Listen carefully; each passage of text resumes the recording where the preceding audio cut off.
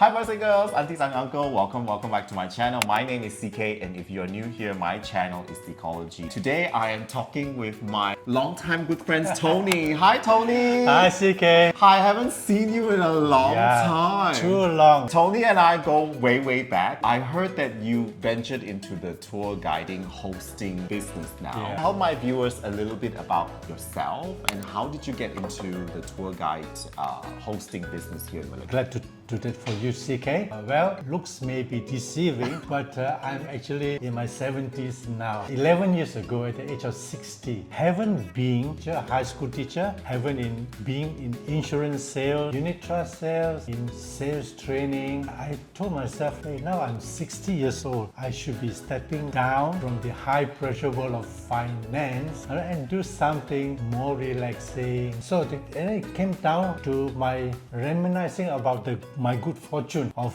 being able to travel to many parts of the world. So I told myself, how about I go on to the other side of the travel equation. Instead of being a traveler, how about being a guide? And how would I do as a guide? So I enrolled in guide school, did 6 months of the necessary syllabus, but 6 months by no means adequate to be a great tour guide.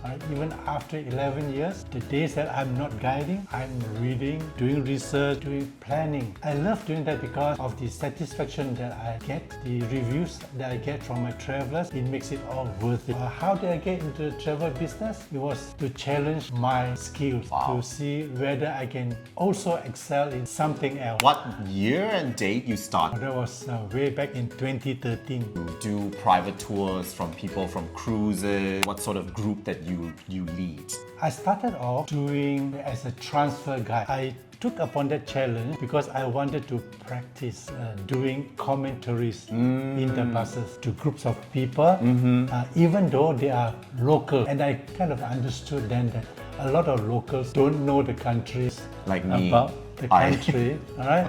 Normal transfer guides just say, Tony, you just get in the bus and just let the driver drive. Why should you be talking?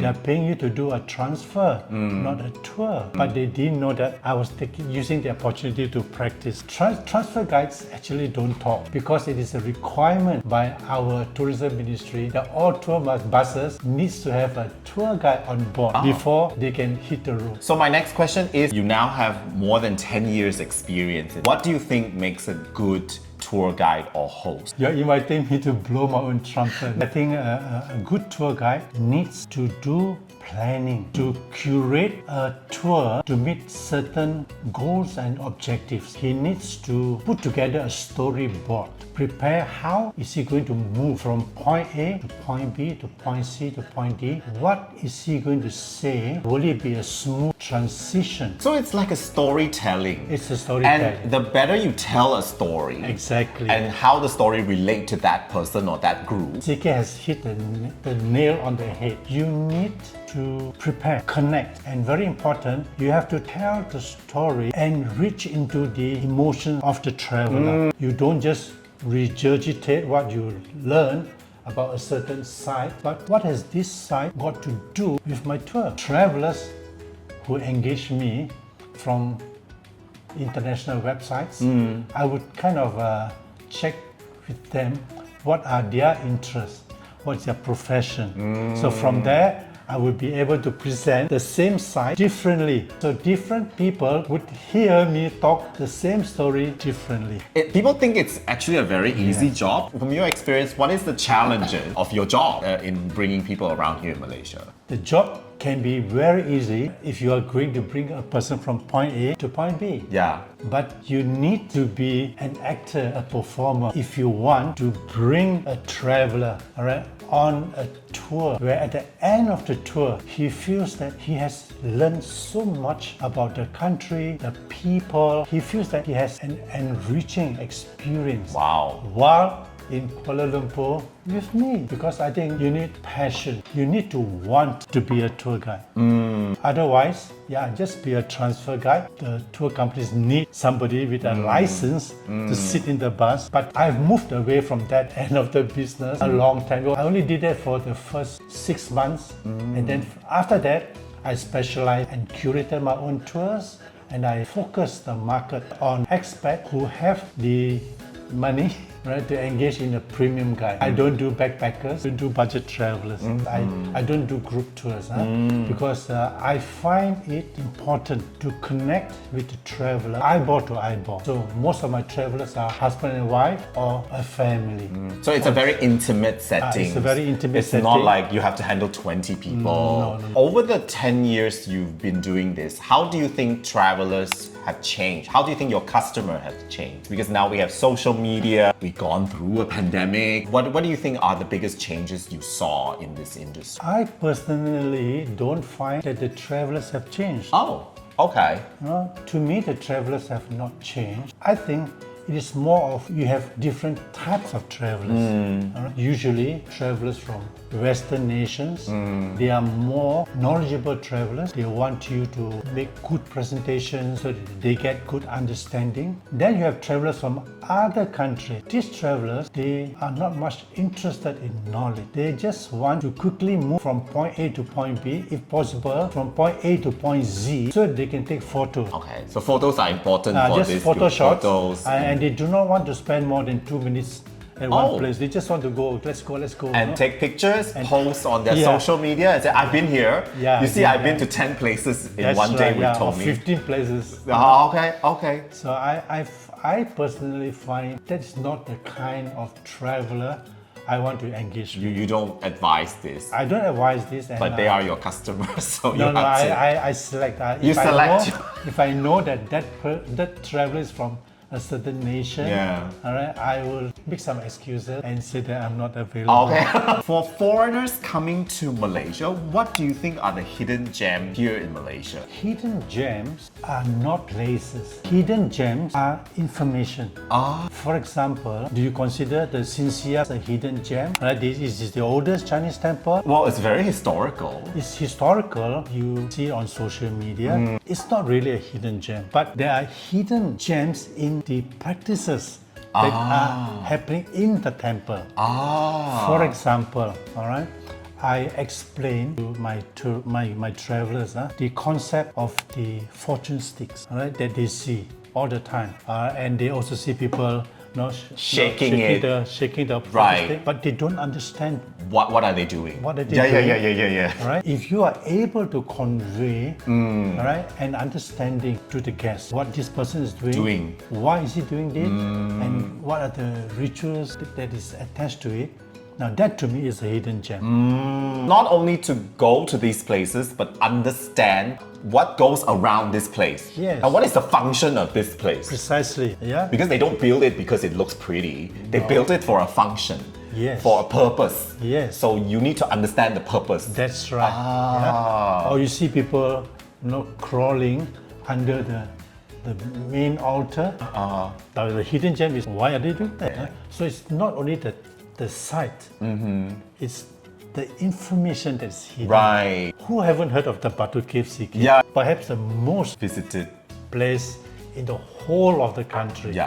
Most of the time, tourists go there on their own. They take photos, beautiful steps, colorful temples, but the hidden gem. What is the hidden gem about the cave? The hidden gem about the cave is the understanding of the Hindu culture, why they do what they do. Recently, last week, a guest was booked for a tour with me that included the Batu Cave, but she had booked with another company that insisted that she has to go to the Batu Cave with them. Okay. Then I told her, I will bet you that you will have a different experience if you go to the caves with me. And then she says, okay, I'll go with you. Alright. So we went to the cave for her the second time. And at the end of the tour, I asked her, how was it like? She says, Tony, we didn't do anything that you mentioned. I said, On the first trip. On the first trip, what do you do at the cave? Wander the around. guide brought me there, said that to come back to this point in 40 minutes. That is so typical of a tour, right? I did not know there were so many interesting things. Details in the temple. Yeah. Yeah, so that's what I mean, all right? So when people ask about hidden gems, to me, hidden gems it's not a place that nobody knows about, but it is information that nobody shares about. You need to understand what are you looking at, you know? Exactly, Do you understand CK. what you are looking at? Yes. That's very true. Yeah, so Yeah. when people say, what are your hidden gems? I say, I have no hidden gems.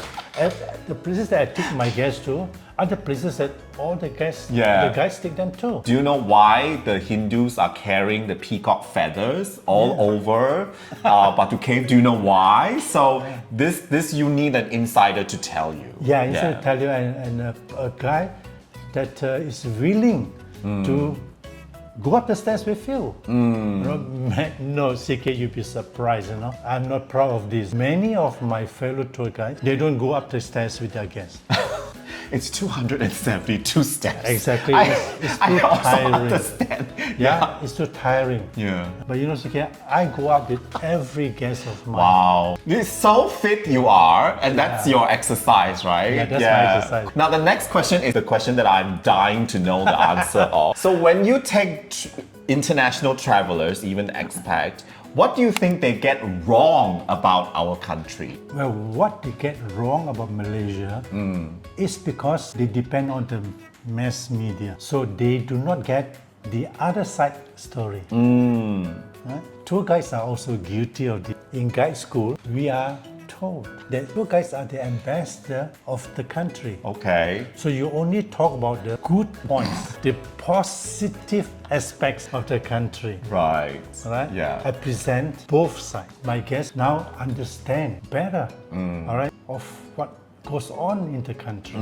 But you haven't answered my question. So what do they get from the mass media usually? From like Yeah, only the good stuff. only the good stuff. Only the good stuff. We're very happy, Yeah, harmonious. harmonious, everything is fine. When you tell them the other side, now they accept that you are a credible guy. Because CK, no country is perfect. Challenges faced by people living in this country.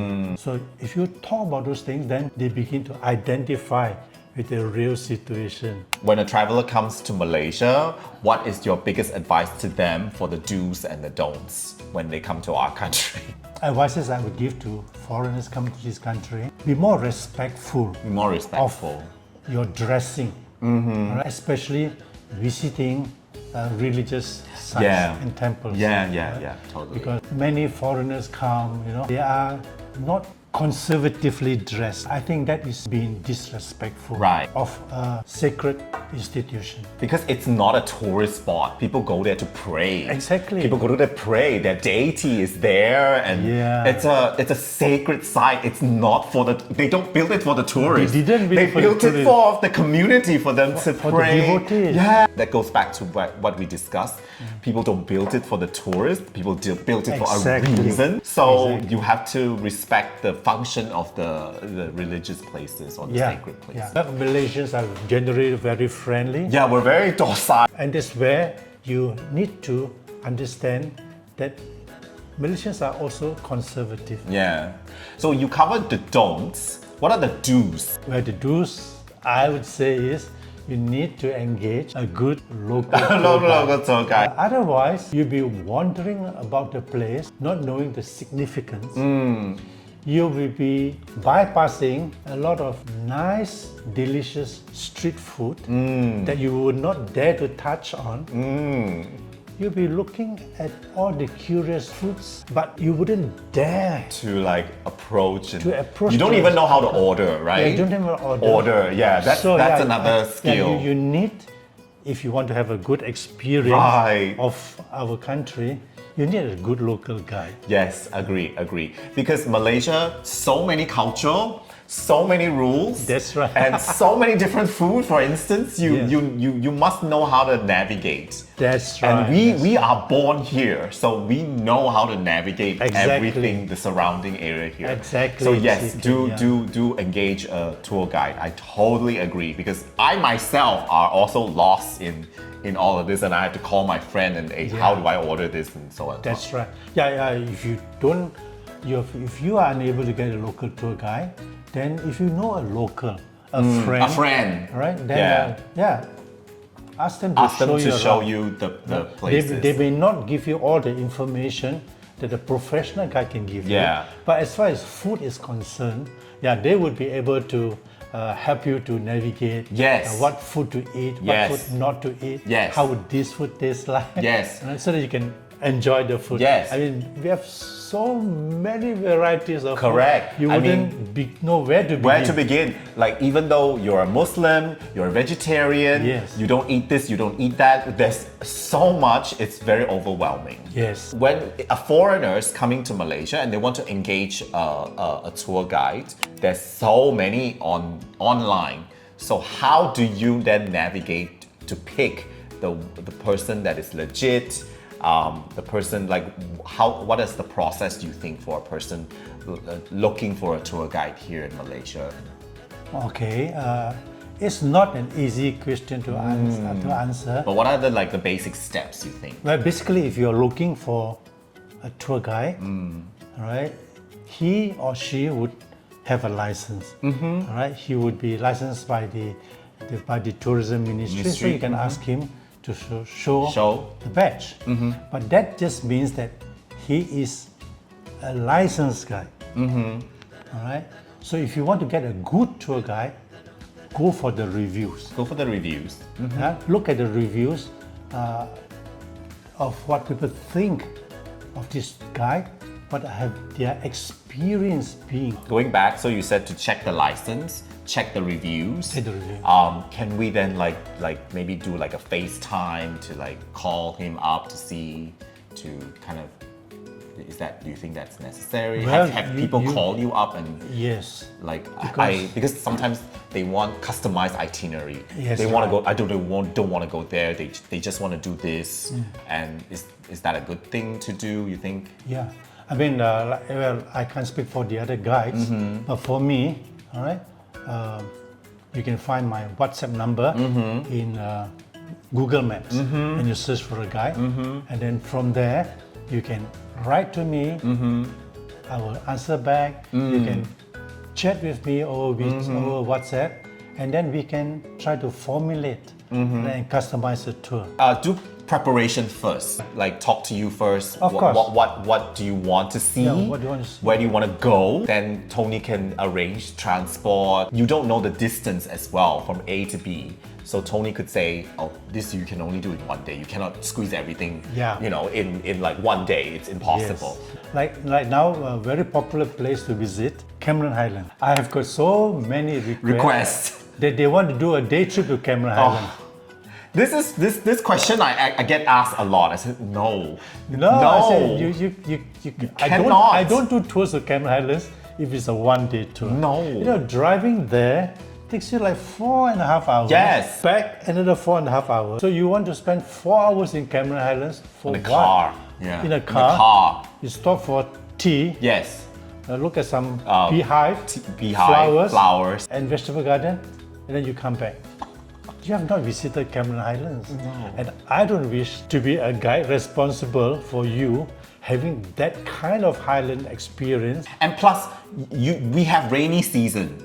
Yes. And there would be like landslide and stuff. Exactly. And so you won't know when is the rainy season. You can't go. Yes. You really cannot go. Places are closed. That's for right. example. Or if it's a weekend, then definitely you can't go Because it's the traffic jam. because of the traffic jam. Yeah. Instead of 4 hours, you may take Yeah. 7 hours. Yeah. So I would say plan your trip with Tony beforehand. So thank you, Tony, for this interview. I have learned so much. It's a very challenging job because, personality, you have to handle complaints. It's a lot of logistic planning as well. It's not easy, but it's your passion. Yeah. You can find Tony. I'm gonna write all the description where you can find Tony and reach Tony. He's got lots of thousands. I can't believe you got thousands of reviews.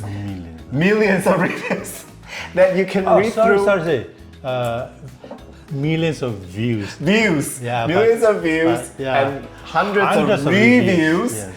A tour guide that I personally recommend for you if you come to Malaysia, or even if you're from Malaysia and you're visiting KL, and if you do bring people to Malacca, Oh, I do. Malacca, Klang, you've done. popular destinations that can be done in a day. In a day. Alright, is the Elephant Sanctuary in Kuala Ganda. The Kuala Ganda Elephant Sanctuary. Yeah. That you can do in one day. That one you can do in one day Ah. and have a very good experience. Right. You can do a Malacca tour in one day. Thank you so much, Tony. You're most welcome. I'm so enjoying this interview. I wish you all the best, and then hopefully we will do maybe a follow-up interview sometime. Thank you, CK. And if you like this interview, please give it a like, subscribe, and share it out. And you can watch more videos of me interviewing people and finding out more about Malaysia and traveling and living in Malaysia as well. I follow his channel. And that's where I get tips on food tips. He has a way of introducing every place that he goes to with some historical information. Oh, thank you. And that is very important. I think that's a great job you do there. Thank you so much. Bye from Tony and myself. Bye. Bye. Don't forget to subscribe to his channel.